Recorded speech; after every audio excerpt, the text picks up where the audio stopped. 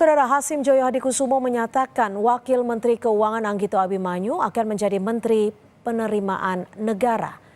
Wakil Ketua Dewan Pembina Partai Gerindra Hasim Joyo Hadikusumo mengatakan Anggito Abimanyu akan diangkat menjadi Menteri Penerimaan Negara. Hasim menyebut pengangkatan ini bertujuan untuk mengoptimalkan pendapatan negara melalui berbagai sumber pendanaan. Adik kandung Presiden Prabowo itu mengatakan saat ini pemerintahan memiliki program-program yang bertujuan menutup kebocoran-kebocoran penerimaan negara.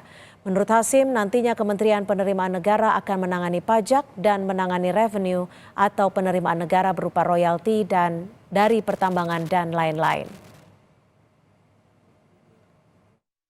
Akan nanti modal dari perbaikan sistem pajak, perpajakan, sistem cukai kita. Ada banyak program-program yang sedang dimulai, akan dimulai untuk menutup kebocoran-kebocoran.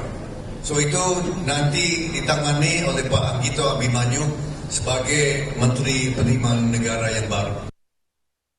Lalu mengapa Kementerian Penerimaan Negara ini perlu dibentuk dan mengapa tidak dibentuk sejak awal Kabinet Merah Putih diumumkan?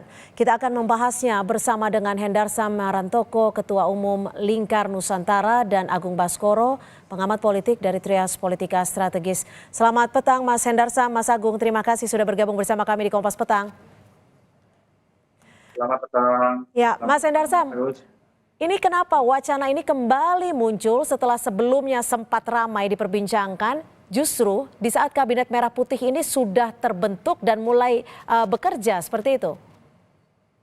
Ya, jadi memang kan tadi seperti sudah disampaikan bahwa wacana ini kembali. Jadi artinya kembali muncul seperti itu ya. Artinya ini bukan sesuatu hal yang baru dan tiba-tiba.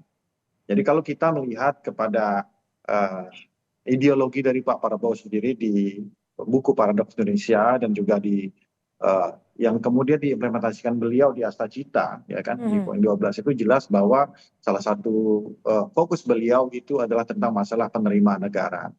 Nah, artinya ini masalah timing saja, ya kan. Tapi gini, kalau memang masalah timing dan ini kan sebenarnya berdekatan dari Kementerian Merah Putih dibentuk ya Mas Hendarsam. Kenapa tidak dari awal diumumkan, dibentuknya?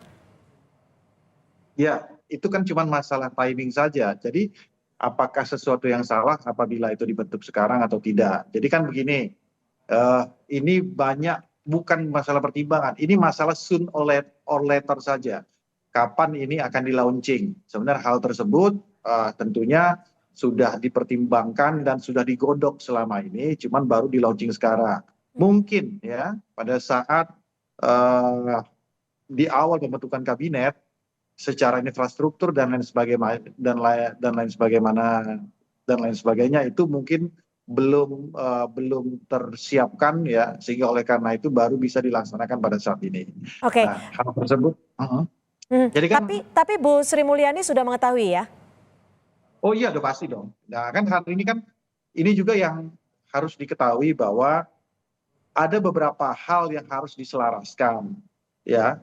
Jadi contoh saya ambil kalau kita merujuk ke belakang kan menjadi sesuatu berita yang cukup mengejutkan untuk publik ketika Bu Sri Mulyani kembali terpilih kan gitu kan. Ya kan, yang tadinya beliau tidak digadang-gadang atau tidak, bahkan sudah berpamitan kepada kementerian yang dipimpinnya pada saat itu. Nah, hal ini yang mungkin ya, ini yang kemudian ada pembicaraan lebih lanjut ketika beliau sudah ditunjuk sebagai Menteri Keuangan dan dipercayakan oleh Pak Prabowo untuk menjabat sebagai Menteri Keuangan, dan oleh karena itu butuh waktu untuk ya kan melinearkan seluruh masalah ini, sehingga akhirnya kementerian yang memang sudah digadang-gadang, Kementerian Penerimaan Negara ini sudah digadang-gadang oleh Pak Prabowo ini bisa selaras dengan salah satu stakeholdernya yaitu Kementerian Keuangan. Mas Agung, kenapa wacana ini kan kembali muncul setelah dulu sempat ramai, tapi sekarang ini muncul dari perkataan Hasim Joyo Hadikusumo, bukan dari perkataan Presiden? Iya, biasanya Pak Hasim selalu memberikan informasi awal tentang apapun kebijakan yang akan dilakukan Pak Prabowo, dan saya kira beberapa informasinya cukup valid ya, termasuk soal Badan Penerimaan Kementerian penerimaan negara ini. Jadi saya kira mungkin dalam waktu dekat kita akan mendapati bahwa ini menjadi fakta seperti itu. Tapi yang jelas saya melihat bahwa hadirnya Kementerian Penerimaan Negara ini setidaknya karena ada rasionalisasi setelah Kabinet Merah Putih terbentuk, Mbak Cynthia. Mhm.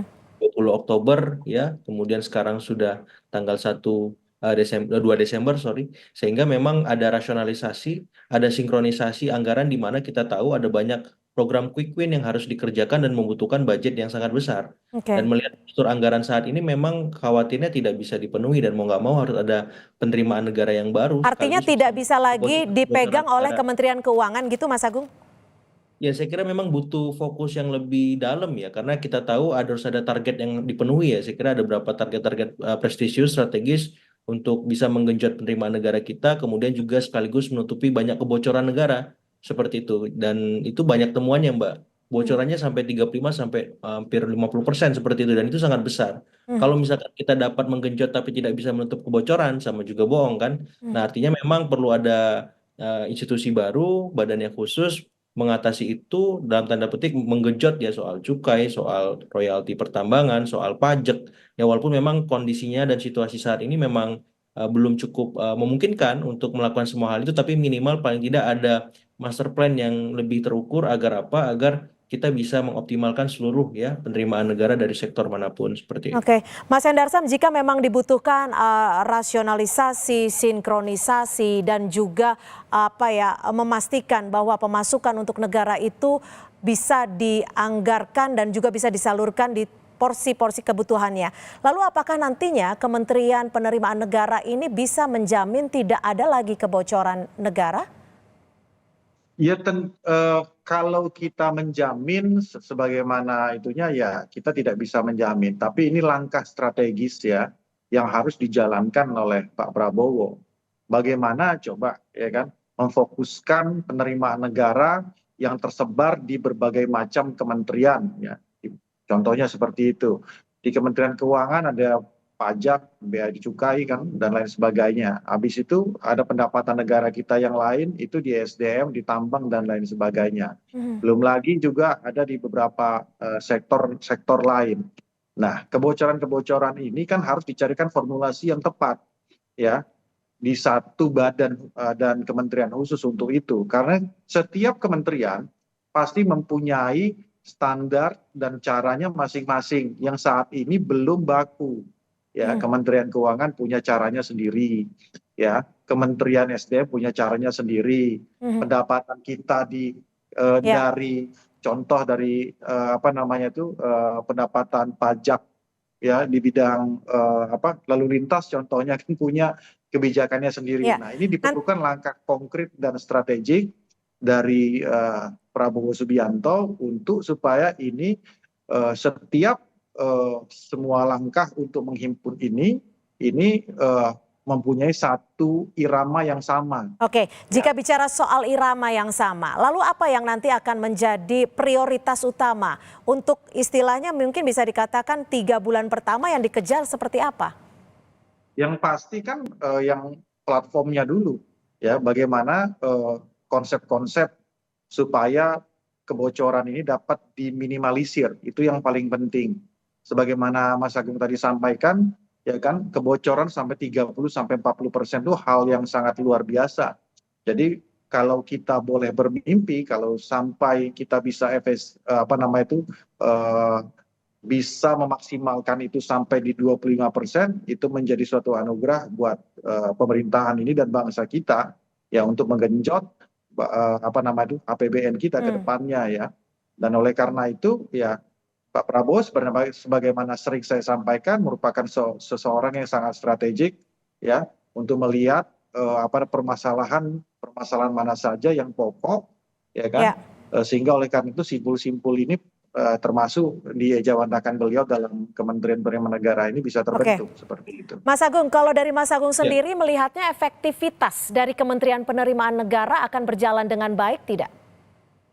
Iya, ini tergantung nanti Mbak tupoksi yang mereka kerjakan apa gitu dengan Kementerian Keuangan ya, karena kita tahu ini kan sebenarnya induknya Kementerian Keuangan, kemudian ketika berpisah kan otomatis perlu lagi dan lagi Sinkronisasi. koordinasi, komunikasi, sinkronisasi gitu dan membutuhkan waktu. Walaupun kita tahu misalkan nama Pak Anggito Abimanyu ini orang yang sudah bertungkus lumus di Kementerian Keuangan sebagai Kepala Badan Kebijakan Fiskal dulu di masa pemerintahan Pak Presiden SBY seperti itu. Yang jelas proses adaptasinya mungkin akan lebih cepat, tapi bagaimana supporting system yang akan mewadahi kinerja Pak Anggito sebagai menteri ya penerimaan negara kalau memang benar nama beliau yang akan muncul. Yang jelas saya kira ini akan disorot semua pihak, bukan hanya di domestik tapi juga pasar, kemudian kalangan luar, bagaimana strategi pemerintah Presiden Prabowo Gibran ya Kabinet Merah Putihnya dalam memastikan seluruh program-program besar ya program-program mercusuar seperti makan bergizi gratis bisa berjalan di tengah keterbatasan anggaran, di tengah banyak pembangunan mercusuar lain ya soal-soal misalkan hilirisasi, soal-soal pendidikan, kesehatan, IKN mungkin seperti itu. Jadi ini akan menjadi pertaruhan juga bagi Kabinet Merah Putih, pemerintahan Pak Prabowo, Mas Gibran, karena bagaimana mungkin pemerintahan bisa berjalan jika anggaran atau keuangannya tidak memadai, Mbak Ya. Cynthia. Sehingga kementerian ini ya menurut saya sangat strategis, perlu kita sorot, perlu kita ingatkan, perlu kita terus awasi, monitoring ya bagaimana efektivitasnya seperti itu. Oke, Mas Hendarsam, lalu kenapa jika ini memang merupakan suatu pertaruhan karena yang dikejar di sini adalah tidak ada lagi kebocoran sampai 40%. Kenapa nama Anggito Abimanyu yang dipilih? Ya, sebenarnya itu sudah terjawab oleh Mas Agung tadi bahwa track record beliau ya kan sebagai salah seorang ekonom itu kan sudah dianggap sangat mumpuni untuk hal tersebut ya. Jadi juga Pak Prabowo tidak mau juga membeli kucing dalam karung dan beliau tahu track recordnya ya sehingga oleh karena itu dan juga di samping itu juga ya ini kan kewenangan beliau untuk menunjuk dan hak prerogatif beliau untuk menunjuk seseorang untuk masuk ke dalam kabinetnya ya. Jadi itu bukan ranah kita juga, itu Pak Prabowo yang lebih tahu tentang masalah tersebut ya. Tinggal kita lihat bagaimana kinerja beliau ke depannya. Tapi saya perlu tambahkan bahwa yang harus diketahui kemungkinan besar Kementerian Penerimaan Negara ini akan langsung di bawah beliau. Itu yang paling penting karena ini merupakan prioritas beliau. Jangan sampai ada layer-layer lain kan selama ini hal tersebut yang mungkin dianggap beliau banyaknya birokrasi dan layer-layer sehingga fokus penerimaan negara ini tidak langsung sampai ke beliau. Nah, oleh karena itu diperlukan langkah strategik beberapa kementerian khusus itu langsung di bawah beliau. Ya, Mas Hendarsam, jika ini memang merupakan langkah strategik dan juga yang diprioritaskan adalah cukup penting seperti itu. Lalu bagaimana dengan target kerjanya dan kapan sebenarnya akan diumumkan ini secara resmi oleh Presiden Prabowo? Ya, kalau Pak Hasim udah ngomong seperti itu, saya rasa tidak akan lama lagi. Karena yang saya dengar bahwa memang ini kan digodoknya sebenarnya dari pada saat dari zaman kita di TKN kemarin itu sudah digodok, sudah matang sebenarnya. Ya kan cuman kemudian kan ada perubahan pada saat penyusunan kabinet Bu Sri Mulyani masuk kan seperti itu. Yang beliau tentunya kemungkinan besar mempunyai cara pandangnya juga sendiri ya, yang masih. Nah, kalau sekarang ini sudah sepakat nih ya bahwa memang akan dibentuk Kementerian Penerimaan Negara? Gimana? Sudah sepakat artinya ya dengan adanya Bu Sri Mulyani dan adanya dibentuknya kementerian baru? Tentunya sudah sepakat dan Bu Sri Mulyani tentunya sudah paham bahwa ada bagian-bagian yang memang ini harus difokuskan ya kan, bahwa Pak Prabowo mempunyai ambisi yang kuat bagaimana menggenjot APBN kita sehingga program-program pokok beliau untuk membangun bangsa ini, membangun anak bangsa melalui contohnya program makan siang gratis dan menaikkan rata-rata sumber manusia kita ya, sumber daya manusia kita ini menjadi lebih kuat. Ya, Mas Agung, kalau tadi Mas Hendarsam bilang sempat terjadi perubahan, akhirnya Bu Sri Mulyani masuk. Dari kacamata Anda perubahan seperti apa sih sebenarnya yang terjadi di Kabinet Merah Putih saat itu sehingga saat itu tidak terbentuk Kementerian Penerimaan Negara dan setelah berjalan beberapa waktu saat ini akhirnya bisa hampir dipastikan Kementerian Penerimaan Negara akan terbentuk? Ya, saya melihat ini celah. Kita akan melihat the real Pak Prabowo sebagai presiden ya. Karena kemarin kan waktu membentuk kabinet ada banyak pertimbangan yang masuk dari internal, dari eksternal. Nah, kemudian setelah sebulan berjalan kabinet ini mungkin beliau paham bahwa ada tantangan sendiri di masa pemerintahan beliau dibanding sebelum-sebelumnya. Otomatis rasionalisasinya perlu ada kementerian baru. Dan tidak Mhm. tertutup kemungkinan juga dari shuffle, Mbak Cynthia. Ya, ada celah yang nama baru muncul, Ya. kementerian baru lahir, kementerian yang lain dilebur seperti itu. Dan saya kira Pak Prabowo ingin menunjukkan bahwa beliau adalah presiden yang sesungguhnya di masa-masa yang akan datang, karena beliau yang paling tahu tantangan kita sebagai bangsa ke depan seperti apa. Dan saya kira ini poin bagus ya, masukan yang patut kita tunggu Baik. perubahan-perubahan apapun itu, karena kita butuh akselerasi, butuh percepatan di beragam bidang, butuh banyak terobosan untuk memastikan segala yang tidak pasti dengan tantangan geopolitik dan geostrategis yang Ya. ada seperti itu. Baik, terima kasih Mas Agung Baskoro, pengamat politik dari Trias Politika Strategis, dan juga Mas Hendar Samarantoko, Ketua Umum Lingkar Nusantara, sudah berbagi perspektif di Kompas Petang. Selamat sore. Selamat Sore. sore.